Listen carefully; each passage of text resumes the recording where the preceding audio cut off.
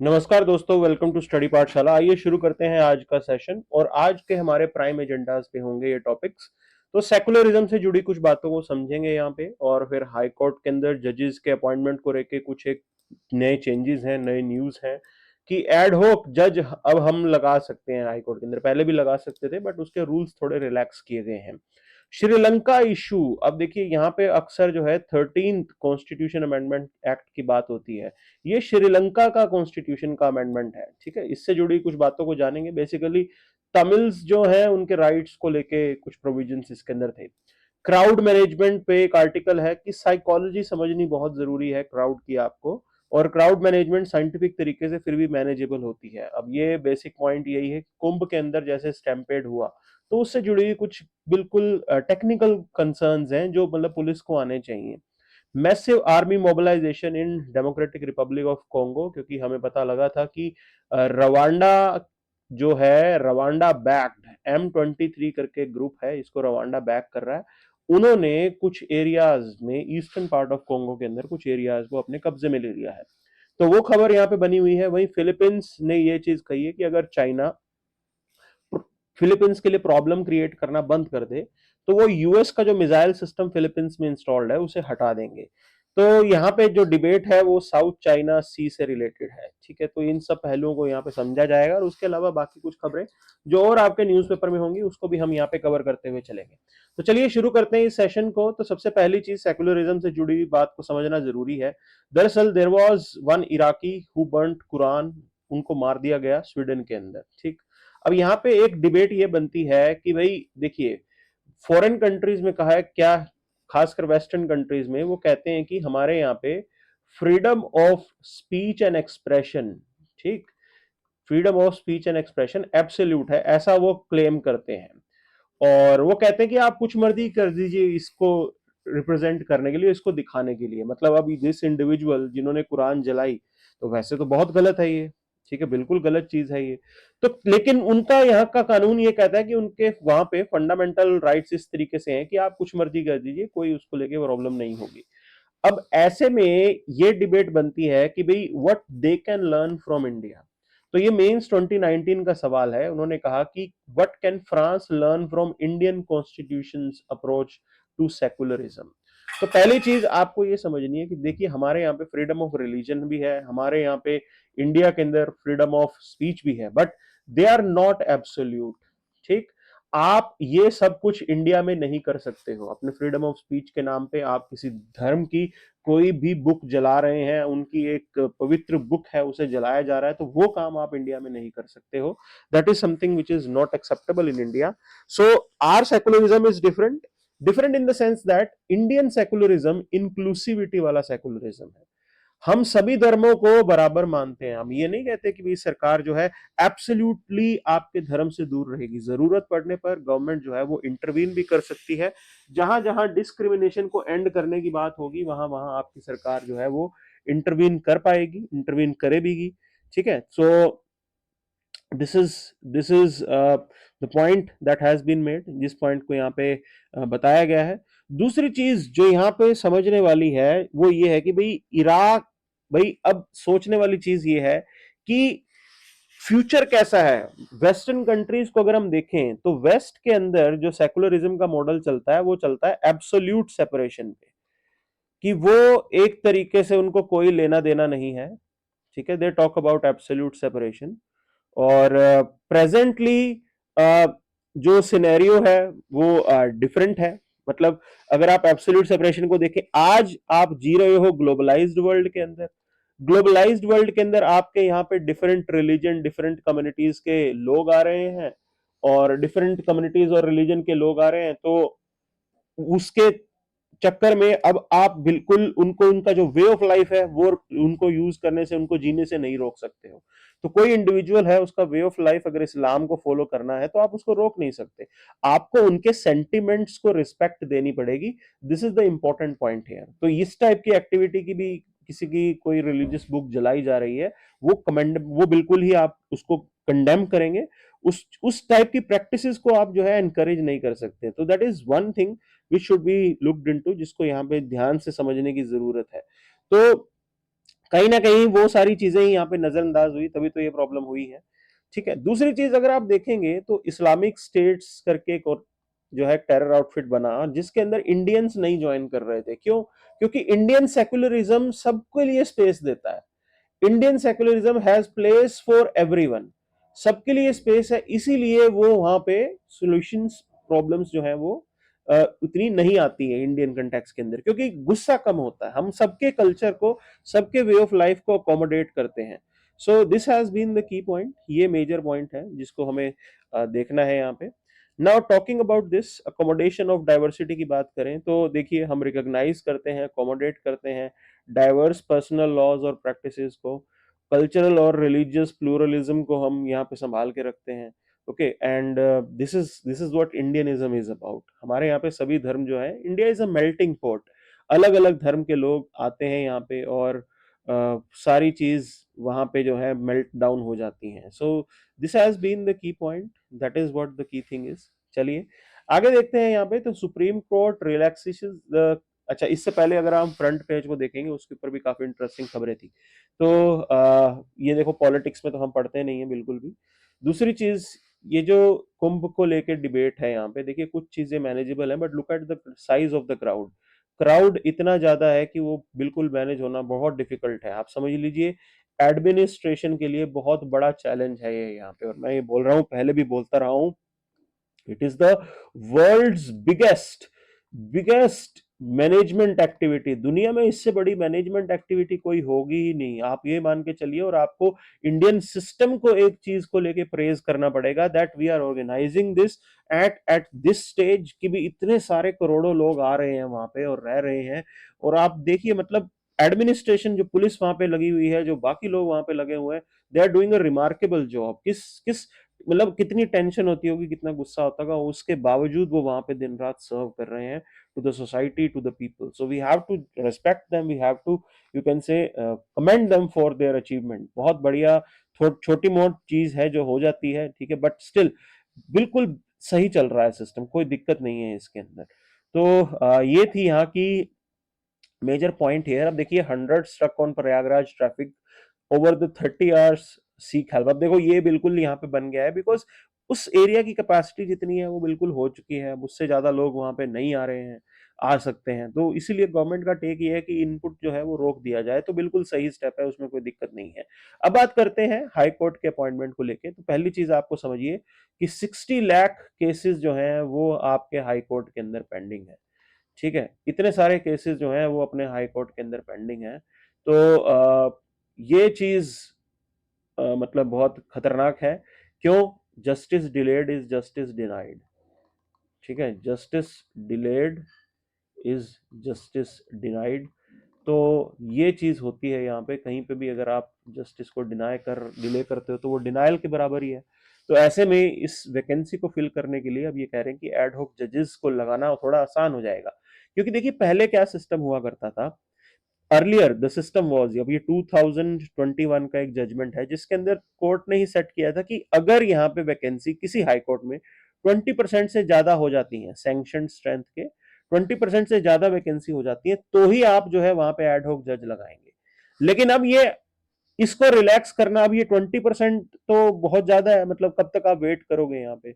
ठीक है, तो उस चीज को रिलैक्स कर दिया गया है कि उससे पहले भी आप जो है हाई कोर्ट के अंदर एडहॉक जजेस जो है उनको आप अपॉइंट कर सकते हैं। Provision is there under article 224A of the constitution. ठीक। अच्छा, एडहॉक जज इन्वॉल्वमेंट कैसे होगा? He can accompany a sitting high court जज। ऐसा भी हो सकता है, मतलब कोई बेंच ऐसा बने, उसके अंदर एक हाई कोर्ट जज होंगे जो सिटिंग हाई कोर्ट के होंगे, और एक एडहॉक जज बैठेंगे साथ में, और एक तरीके से दोनों मिलकर काम कराएंगे। तो वो चीज वो मतलब मैनेजेबल होती है, जो है वो chief justice of the high court decide करेंगे कैसा होगा। अच्छा, अब एक चीज ये कह रहे हैं कि the number must not exceed 10% of the sanction strength. कि एडॉक जज लगाइए, लेकिन उतने मत लगाइए कि आप जो है 10% जितनी सैंक्शन स्ट्रेंथ है उसके 10% से ज्यादा नहीं होनी चाहिए। तो ये अभी भी ठीक है, बट चलो ठीक है, इससे जो है हमारे यहाँ पे केसेस को डील करने में थोड़ी सी तो इंप्रूवमेंट हमें मिलेगी। So it has been a good thing, इसके अंदर कोई दिक्कत नहीं है अगर ये स्टेप जो है ये लिया जाता है तो। सो आगे चलते हैं, श्रीलंका इशू को बात देखते हैं यहाँ पे। ओके, तो this is the opportunity to settle the Sri Lanka ethnic problem. और बात ये है, अक्सर ये मुद्दा उठाया जाता है 13th कॉन्स्टिट्यूशन अमेंडमेंट एक्ट को इम्प्लीमेंट करना। ठीक, अब देखो ये जो था हमारे यहाँ पे राजीव गांधी और श्रीलंका के उस टाइम के प्राइम मिनिस्टर, उनके बीच में जो है अकॉर्ड साइन हुआ था, जिसे आप मेजरली समझ लीजिए इंडिया लंका अकॉर्ड जो है ये साइन किया गया था। अब इस अकॉर्ड के अंदर ये प्रोविजन था कि भाई जो श्रीलंका के अंदर तमिल्स रह रहे हैं, श्रीलंकन तमिल्स, उनके राइट्स को वहां पे रिकॉग्नाइज किया जाएगा, खासकर जो है प्रोविंसेस के अंदर। ठीक है, अभी वहां पे सिस्टम ऐसा है कि उन पर्टिकुलर प्रोविंसेस के अंदर उनको अपनी पुलिस रखना भी अलाउड नहीं है। तो ये तो बात गलत है कि आपके लॉ एंड ऑर्डर जैसे सब्जेक्ट जो है वो आपके हाथ में नहीं है। सो वो चीज यहाँ पे पॉइंट आउट की गई है। तो अब बात ये है कि श्रीलंकन तमिल्स के राइट्स को रिकॉग्नाइज करते हुए, उनको और आगे बढ़ाते हुए, ठीक है, उनको और आगे ले जाते हुए यहाँ पे जो है इस चीज को किया जाएगा। ओके, और 13A को इम्प्लीमेंट करने की बात की गई है। अच्छा, अब इसके अंदर कुछ एक चीजें हैं जो अभी भी हैं, वो है पॉलिटिक्स ऑफ श्रीलंका। तो श्रीलंका के अंदर पॉलिटिकल कंसेंसस इस चीज को लेकर अभी तक नहीं बना है, खासकर जो बड़े लीडर्स हैं they are not on same page, और वहां से जो है प्रॉब्लम जो है वो बनती है। So this is what the key point is, ये मेजर पॉइंट है। अगर वहां के पॉलिटिशियंस इस चीज को लेकर रेडी हैं तो it will be a welcome step, बहुत अच्छा स्टेप होगा, जिससे हम ये इंडिया के अंदर भी एक तरीके से गुडविल क्रिएट करता है, बेटर रिलेशन जो है वो यहाँ पे होंगे। So this is something that both countries should, you can say, continue to work upon. तो ये चीज ऐसी है जिस पे काम किया जा सकता है। ठीक है, तो आगे बढ़ते हैं इस चीज को लेके। चलिए, क्राउड मैनेजमेंट की बात यहाँ पे की गई है, तो देखिए क्राउड मैनेजमेंट को लेके सबसे जरूरी चीज समझने वाली है क्राउड मैनेजमेंट में, वो है डेंसिटी ऑफ द क्राउड। ठीक, अब डेंसिटी ऑफ द क्राउड को अगर आप देखेंगे, सो ये मैनेज हो जाए ना तो कोई प्रॉब्लम ही ना हो। तो आप एक तो पहले एक फिक्स रख के चलिए कि भाई 7 पर्सन पर मीटर स्क्वायर अगर हो जाता है तो उसके अंदर चांसेस बहुत ज्यादा इंक्रीज हो जाते हैं कैजुअलिटी के, भगदड़ बचने के। तो इससे तो आपको कम ही रखना है, you have to keep it at a safe point. एक सेफ पॉइंट पे आप इसे रखेंगे तो फिर प्रॉब्लम जो है वो यहाँ पे नहीं होगी। But this thing has to be maintain, ये चीज जरूर यहाँ पे मेंटेन करने की जरूरत है। ठीक है, टॉकिंग अबाउट दिस। अच्छा, अब इसके अलावा अगर आप देखेंगे, इन्होंने कहा कि पैसेज वेज को बिल्कुल क्लियर होना चाहिए, ऑब्स्टेकल्स उसमें नहीं होने चाहिए, मोर एंट्री एग्जिट होने चाहिए। ओके, तो segment crowd to prevent surges ये भी होना चाहिए यहाँ पे, और lack of legal requirement for safety measures, economic motive for maximum crowd numbers, इन सब चीज़ों को समझने की ज़रूरत है यहाँ पे। ठीक है, और प्रोएक्टिव रेगुलेशन हो सेफ्टी को इंश्योर करने के लिए। तो अक्सर कभी कभी होता क्या है कि दिक्कत हो जाती है, भगदड़ इसलिए मचती है क्योंकि सेफ्टी आपने ढंग से एड्रेस नहीं की। So you have to address these things, ये आप एड्रेस कर दीजिए तो प्रॉब्लम इतनी ज़्यादा नहीं होगी यहाँ पे। ठीक है, अब पॉइंट ये है कि क्राउड सेफ्टी से रिलेटेड जो कानून है उसको ढंग से इंप्लीमेंट करना जरूरी है। ठीक, वो ढंग से हो, यहाँ पे बेसिक प्लानिंग हो, वेन्यू मॉडिफिकेशन हो as per the requirement to reduce the risk. लेकिन अगर आप देखें यहाँ पे तो क्या हुआ था ना, बैरिकेड ही टूट गए थे। तो मेजर सब कुछ था, बट अब पब्लिक के हाथ में भी कुछ चीजें होती है ना कि भाई crowd should not be restless. Okay, तो बैरिकेड टूट जाना, उस वजह से जो है वो भगदड़ मची वहां पे, जो ट्रेजिक इंसिडेंट कुंभ में हुआ। But look at the scale of the event, it is so huge.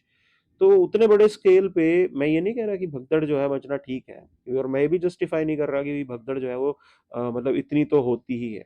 But still there are lot of things that are to be looked into before coming to this type of conclusion. ठीक है, तो वो चीज समझने की थोड़ी हमें जरूरत है, थोड़ी हमें जानने की जरूरत है। चलिए आगे चलते हैं यहाँ पे। तो Congo's president call for massive army mobilisation specifically. अब देखो इस एरिया के अंदर रवांडा बैक्ड M23 ग्रुप ने कब्जा कर लिया है, अब वापस यहाँ पे अटैक होगा। तो this is the war like situation जो वहां पे बनी हुई है। ठीक है, and this is not the first time these things are happening, past में भी ऐसा हो चुका है। सो ये अफ्रीका की प्रॉब्लम है। अब ऐसे में what Africans they can learn from India. Now we do have diversity but we are living in peace, हम शांति में जी रहे हैं। तो this is the key point, ये है वो की पॉइंट जो यहाँ पे समझने वाला है, ठीक है। And the best thing is this कि अभी पता नहीं है कि इंटरनेशनल ऑर्गेनाइजेशंस एक्टिव होंगी कि नहीं होंगी। So ideally it should be this, international organisations जो है उनको एक्टिव होना चाहिए, okay. And one should, you can से, फोकस ऑन दिस थिंग,